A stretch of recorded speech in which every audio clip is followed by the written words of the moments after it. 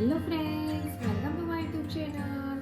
સવારના નાસ્તા માટે તમને પણ કંઈક નવું ખાવાનું મન થાય તો આજે હું તમારી સાથે નાસ્તાની એક નવી રેસીપી લઈને આવી છું, જે ખાવામાં તો ખૂબ જ હેલ્ધી છે જ, સાથે સાથે ટેસ્ટી પણ એટલું જ છે અને ખૂબ જ ઓછા તેલમાં રેડી થઈ જાય એવી રેસીપી છે.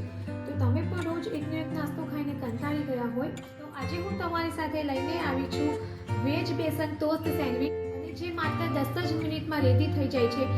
શરૂઆત કરીએ રેસીપી બનાવવાની. તો એના માટે મેં અત્યારે 4 નંગ બ્રાઉન બ્રેડ આવે છે તે લીધી છે.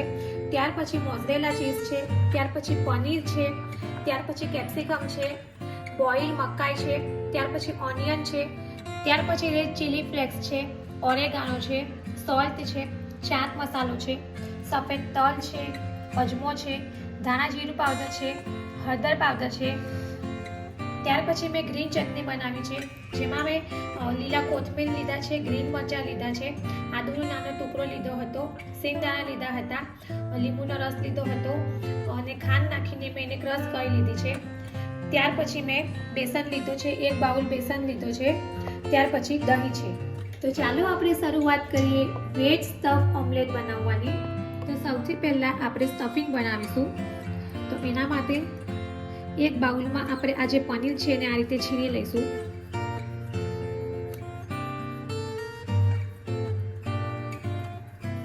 તો આ રીતે મેં પનીરને છીણી લીધું છે.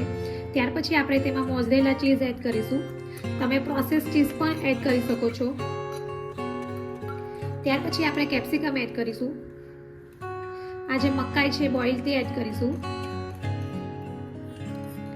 ત્યાર પછી આ જે મસાલા છે તે આપણે એડ કરીશું અને આ બધી વસ્તુને આપણે બરાબર મિક્સ કરી લઈશું. ત્યાર પછી આપણે લાસ્ટમાં થોડી કોથમીર એડ કરીશું.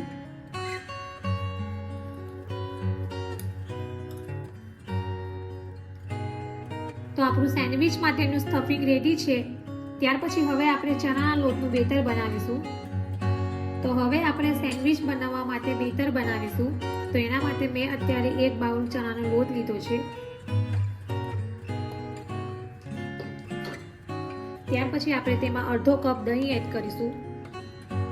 ત્યાર પછી આ જે ડુંગળી મેં ઝીણી ઝીણી ચોપ કરેલી છે તે આપણે એડ કરીશું. ત્યાર પછી અહીંયા સફેદ તલ છે, સોલ્ટ છે, હળદર પાવડર છે, ધાણા જીરું પાવડર છે, અજમો છે તે આપણે એડ કરીશું.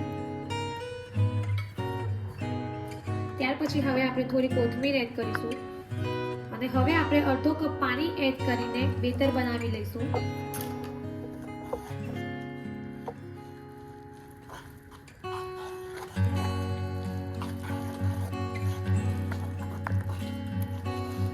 જો પાણીની જરૂર પડે તો આપણે પાણી એડ કરવાનું.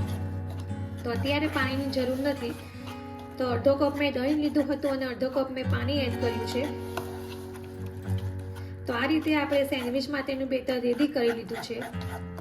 ત્યાર પછી હવે આપણે આગળની પ્રોસેસ કરીશું. હવે અહીંયા ગેસ ઉપર મેં એક નોનસ્ટિક પેન લીધી છે, જેમાં આપણે આ રીતે 1 ચમચી ઓઇલ એડ કરીશું. ત્યાર પછી મેં બ્રેડની સ્લાઇસને આ રીતે જે આપણે બેટર બનાવ્યું હતું એમાં ડીપ કરી લીધી છે અને હવે આપણે એને તવામાં સેલો ફ્રાય કરી લઈશું. તો બંને બાજુ આપણે થોડી ગોલ્ડન બ્રાઉન રંગની થાય ત્યાં સુધી સેલો ફ્રાય કરીશું. તો લગભગ 1 મિનિટ જેવું આપણને લાગશે બંને બાજુ. તો આ રીતે આપણી જે બ્રેડ છે તેને આપણે સેલો ફ્રાય કરી લીધી છે. તો તમે જોઈ શકો છો કે બંને બાજુ આપણે સેલો ફ્રાય કરી લીધી છે. તો ત્યાર પછી હવે આપણે એને એક પ્લેટમાં બહાર કાઢી લઈશું અને બીજી બ્રેડની સ્લાઇસને પણ આપણે આ જ રીતે સેલો ફ્રાય કરી લઈશું. તો હવે આપણે આ બ્રેડની સ્લાઇસમાં સ્ટફિંગ કરીશું. તો એના માટે સૌથી પહેલાં આપણે આ જે બ્રેડની સ્લાઇસ છે તેના ઉપર ગ્રીન ચટણી એપ્લાય કરીશું. ત્યાર પછી આપણે આ ગ્રીન ચટણીવાળા બ્રેડ ઉપર જે સ્ટફિંગ બનાવ્યું છે તે એડ કરીશું.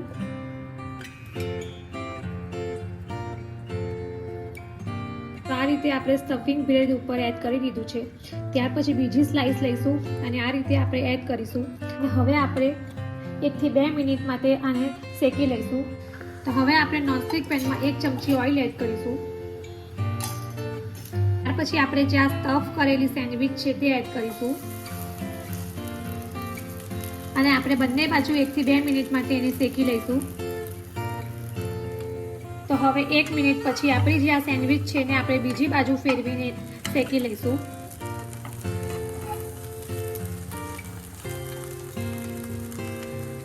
તો લગભગ 2 મિનિટમાં આપણે બંને બાજુ જે સેન્ડવિચ છે એને થોડી શેકી લીધી છે. ત્યાર પછી હવે આપણે એને સર્વિંગ પ્લેટમાં સર્વ કરીશું.